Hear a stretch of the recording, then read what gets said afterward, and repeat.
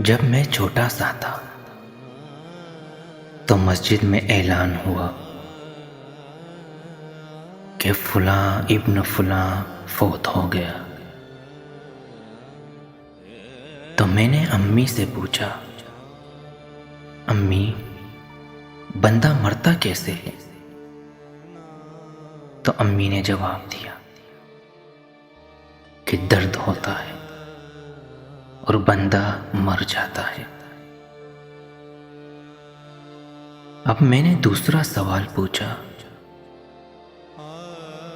दर्द कैसे होता है? तो इस पर अम्मी को एक तीर से दो शिकार का मौका मिला और बोली, जब बंदा वक्त पर दूध नहीं पीता और खाना नहीं खाता तो दर्द होता है। मेरा तीसरा सवाल कुछ यूं था, क्या मुझे भी दर्द होगा और मैं भी मर जाऊंगा? माँ थी, जवाब ना दे सकी। माथा चूमा और बोली, ऐसी बातें नहीं करते।